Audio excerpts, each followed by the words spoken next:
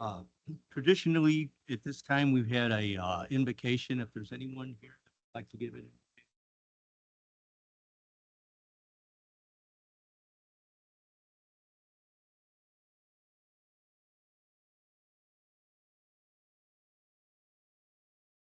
Roll call. Can we call a roll? Here.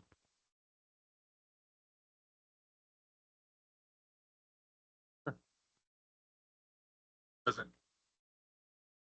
Okay, consent agenda. In a motion to approve the consent agenda? Moved. Second. Second. All in favor? Aye. Aye. Any opposed? Hear none, the consent agenda is approved. Public comments.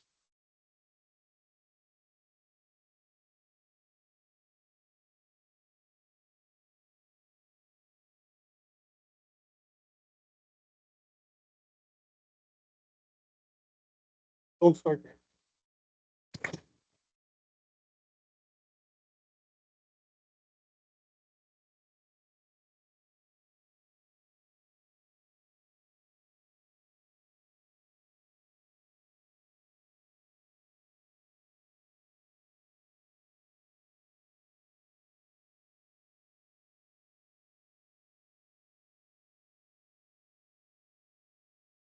Joel King, 2 Toussaint Drive. I first want to thank everybody for coming out and looking at the Stump Road debacle that's going on. And this gives you perspective now of the water flow that when you guys came out there, if you follow the yellow lines, and then you got the arrows on there showing the direction of the water flow. As you will see, every single line flows to the beginning of the ditch. Every one. It doesn't flow off anywhere else, but right there. And I want to know why I wasn't told about this or anybody else when this plan was first brought to the board. I know the mayor was on the board at the time this was here, and so was Costlow, but he's not here. So I'm wondering why this was never brought to our attention, or my attention at least, since this, and then the blue line, as you see, the blue arrow there, that is water that is directed from Whispering Pines into the big center pipe that you probably saw. So now all the water is coming to my place, my property. And if you would recall from the last time I was here, the Missouri Supreme Court goes by the reasonable use law, which states a city, a person, or business cannot put water, cannot redirect water, which this is definitely redirecting all the water, cannot redirect water onto a person's property, and I'm gonna get this, if that person will be adversely impacted or that property.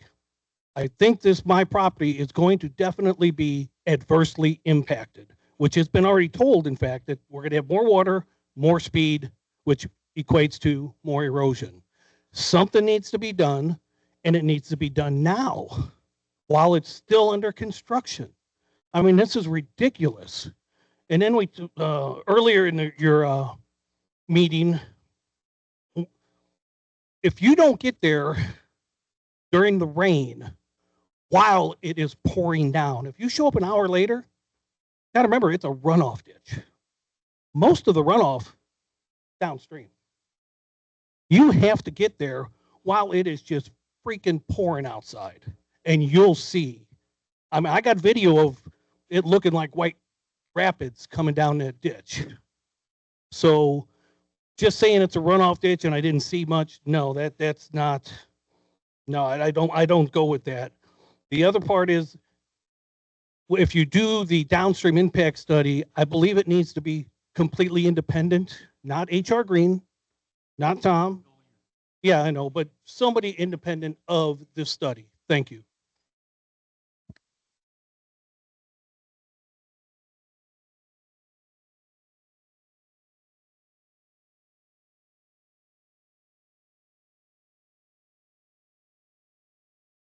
My name is Kathy Hopkins. My husband and I live at 139 Royal Troon Drive. in Phase 3 of Inverness. I'm here tonight to speak about my concern with additional traffic on Cora Marie Drive once the signal lights at Bryan Road are operational. Many people who want to reach, Interstate 70, so they go to work or whatever they're doing, or any additional streets on Bryan will likely use the shortcut on Cora Marie instead of traveling on Feisy. Inverness, a very large subdivision, and many will most likely use Cora Marie to reach Bryan, um, instead of traveling on Feisy Road. Feisy Road's a busy road too. Um, so anyway, I don't know the exact number of planned homes in Phase 3, but the additional traffic is going to be a concern, I think. We currently have a stop sign on Royal Troon Drive, and then right across from that, we have a stop sign on Carey Downs Drive, and these are both at Cora Marie. So with additional traffic that's going to be on Cora Marie, I would like to see if there's any way that we can put a four-way stop at, or there's already a stop sign on Royal Troon. There's already a stop sign on Carey Downs. We would need to have stop signs on Cora Marie. And I think that would be very beneficial and for our safety, because I think there's going to end up being a lot of people that are going to, to use that instead of going on Feisy. So, I just want to make the traffic safer, and I think that will be something that will do that. So that's pretty much all I wanted to let you know, my thoughts. Thank you.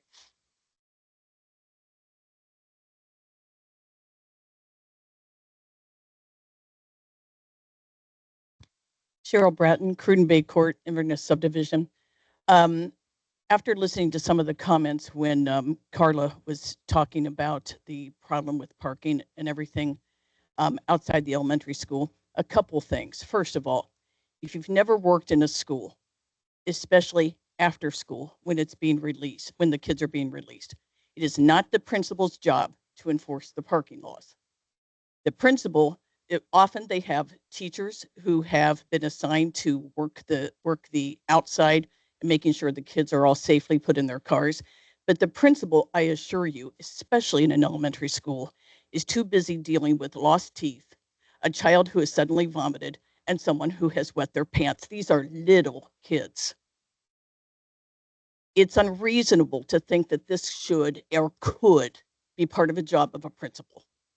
Secondly, you have to remember that there are often after school activities, not like a high school or a middle school, but in elementary school, there are activities on the weekends when they have fun fairs.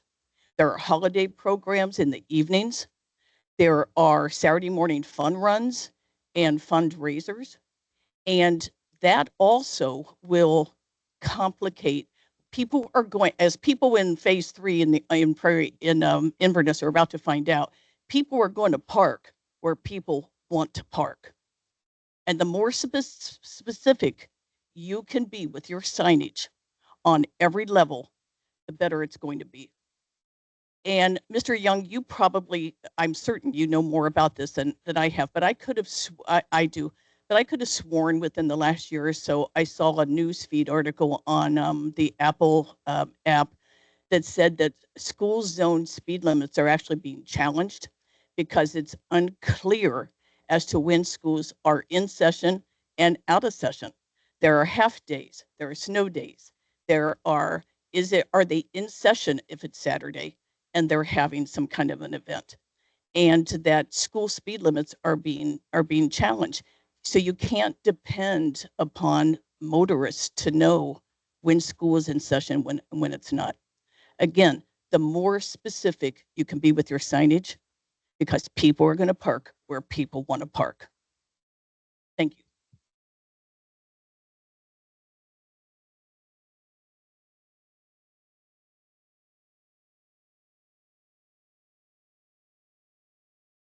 Good evening. Good evening, members of the Board of Aldermen. My name is Arnie C. A.C. Dinoff, County and City Public Advocate. As you all know, I'm about transparency. accountability, and responsibility. And looking at the bills of the city, over $25,000 in legal fees, very concerning. I've been watching it the last couple months. It's been well over 25, 26, and sometimes more. That's equating to $400,000 annually to the law firm of Hamilton Weber. And it's very concerning because that's a big hunk of the city's budget. So I would like to bring that to your attention as elected officials.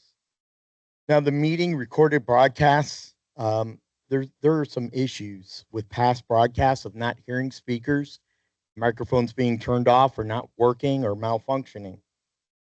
In my opinion, the microphones in this room are not adequate and not proper for the environment of this meeting to be transparent and clear with the community. I ask that everybody at the dais speak up loud enough and clear enough for the public to fully hear and understand the meeting's content and discussions.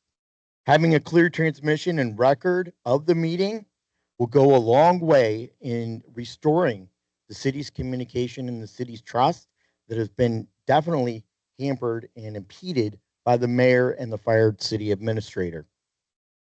Um, the direction consensus of the Board of Aldermen to the city administrator, when you bring up the $22,000 appropriated by the Board of Aldermen for a study surface down water, and it's the previous city administrator that I'm speaking about, Ms. Pratt, not yourself. But Mr. James or Mr. Knowles dropped the ball with that issue. Whatever happened to that money and whatever happened to that direction that you gave to a $130,000 city administrator?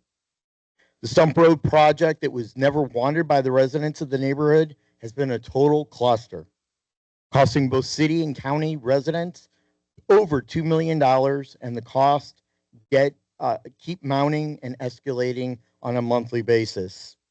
At this coming month's County Road Board meeting, I'm going to request that a detailed report be offered on the status of this project, where the project is going, why the overruns, cap the overruns at the city's own peril. Have an audit on the project if the money is being spent wisely and lawfully.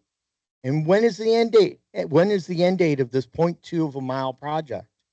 Seems like it turned into a small project and now it's being into a huge project.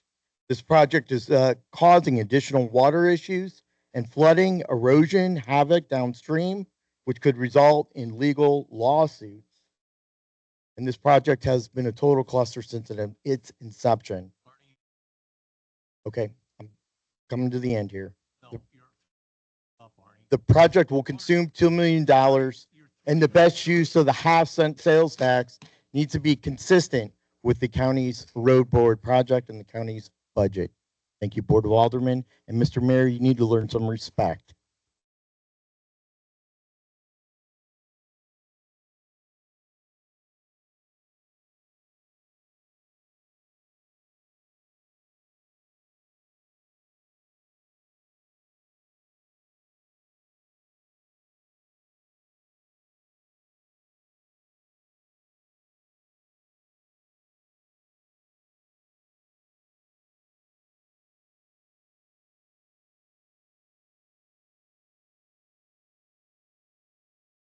An ordinance of the City of Dardine Prairie, Missouri, setting the filing dates, times, and place for the general municipal election to be held on April 8th, 2025 in the City of Dardine Prairie, Missouri.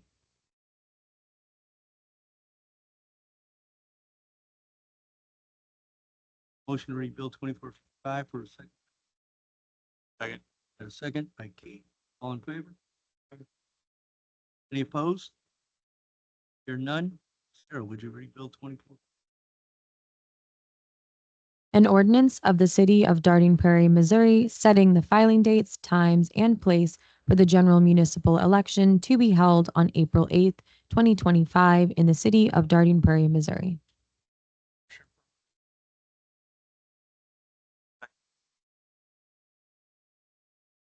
Mark, a second by Keith.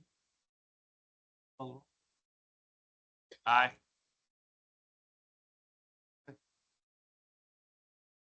Aye. Clear. Bill 2455 is ordinance 2. Motion to read Bill 2456 by title only for. Got a motion by Keith. Mark, all in favor? Aye. Any opposed? Hear none? Bill 2456 by title only. An ordinance of the City of Darting Prairie, Missouri, authorizing the city administrator to execute a Missouri Highways and Transportation Commission and the City of Darting Prairie Surface Transportation Block Grant Urban Program Agreement to fund the Post Road Phase 2 Improvement Project.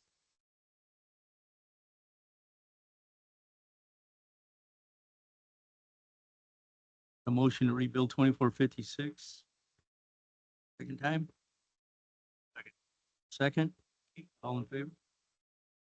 Any opposed? None? Sure. 24 by title only. An ordinance of the City of Darting Prairie, Missouri, authorizing the city administrator to execute a Missouri Highways and Transportation Commission and the City of Darting Prairie Surface Transportation Block Grant Urban Program Agreement to fund the Post Road Phase 2 Improvement Project. Roll call vote. A motion for a roll call vote. Tim, would you call the roll? Aye. Aye. I declare Bill 2456 as ordinance 2327. Old business. Second. Got a motion by, second by Keith. All in favor? Aye. Opposed? None? Or would you read Bill 2449? Title only. Second. An ordinance of the City of Darting Prairie, Missouri, approving a conditional use permit for certain property located on the north side of Highway N on Rondale Court in the city, bearing parcel ID number 2-113A-9912-0002.0000000. Any discussion or debate?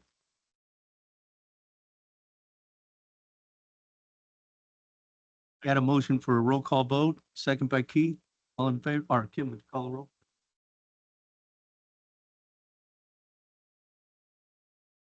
Aye. I declare Bill 2449 as ordinance 2328. Motion to read Bill 2450 for second time. So moved. Motion by Keith. Mark, all in favor? Aye. Any opposed? Hear none? Bill 2450. An ordinance of the City of Darting Prairie, Missouri, approving a conditional use permit for certain property located at 300 to 324 Town Square Avenue in the city. Discussion or debate? Yeah, I'd just like to say, to both of these ordinances, I just want to say thanks. Your patience with our processes and our policies. Although they may not be apparent now, they're there for a reason. I understand there was probably some frustration about having to wait for it, but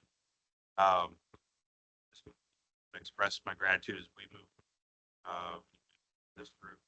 Policies do exist for a reason. Motion to roll call vote. Call vote. Kim, would you call the roll?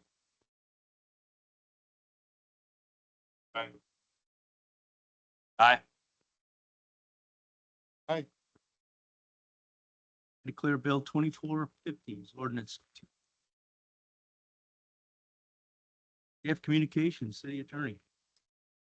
City engineer. City administrator. All during the work session. Yep. Alderman.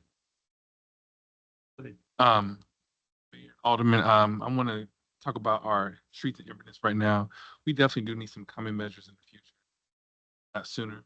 But I'm glad my residents came to talk about it today. But it's something to consider because a lot of students, a lot of individuals driving very fast. So we want to make sure something comes up and somebody gets hit or hurt, others. So I just want to make sure that we consider some measures soon. I would love your support. Parking in Inverness subdivision, we did dropping off some items, but I would love your support to help me. Developers to see backed up where came in front of subdivision roundabout. Yeah, it's off of. I have a picture of it. Yeah. I don't know how he got in there. I didn't see it, but it was. I would love your support on that.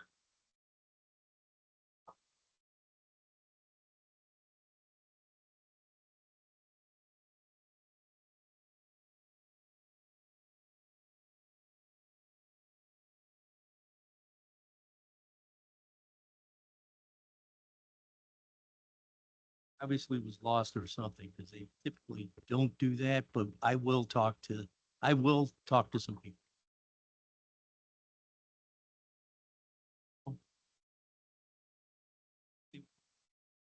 But yeah, we can, here, correct me if I'm wrong.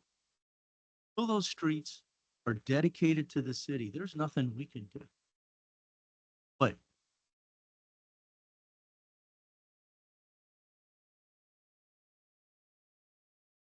But we will do some things to make sure that we take care of the situation. I'll talk to the developer.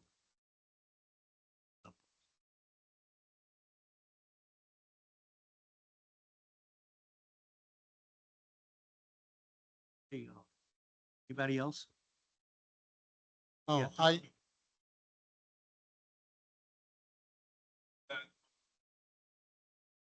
yeah, I just wanted to address the comment on us telling or assuming that we were telling the principal what to do and that. I was reverting back to my school days, which was a long time ago. And I remember that parents were told that either the kid gets on the bus or he gets picked up in the car in the parking lot. They're not allowed to go any other way unless they're walking home, and that was strictly enforced when I was younger. I know things have changed. There's a lot of difference that goes on in schools, what they teach, how they teach, and everything else. But by no way I was expressing that the principal should be out there doing the work to guide the kids across the street or anything like that.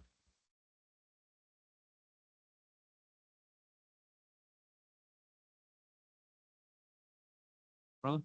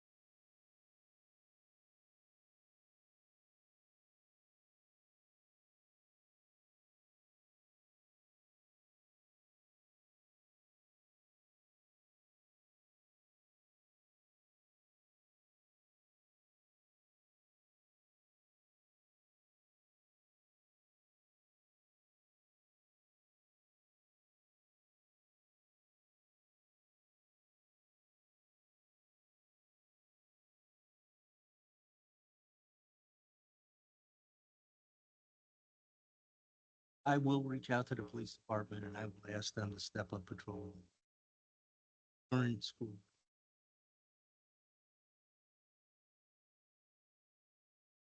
Hey, Okay,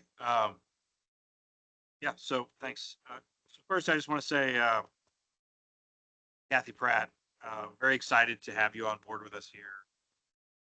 Really looking forward to working with you. And I will say it's refreshing to be able to say, oh, let's ask the city administrator to help with that, as was demonstrated earlier tonight. It's been several months that we've been without anybody in your seat. So it's again refreshing. Alderman Johnson and I both kind of chuckled at it. It's kind of lost our train of thought. Again, very excited to work with you. I'm very happy that you're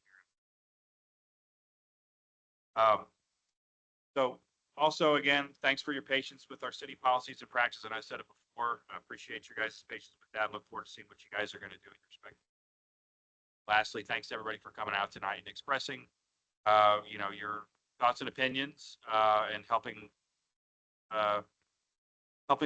give us a perspective from those of you with boots on the ground out there in those areas. So thank you guys for coming out. Thanks to the Interos County police officer back there to keep it.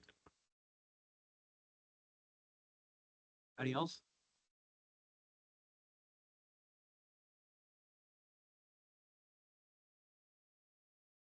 Well, I've got a lot, but it's between Kathy and I. Uh-oh. So, so, entertain a motion to adjourn.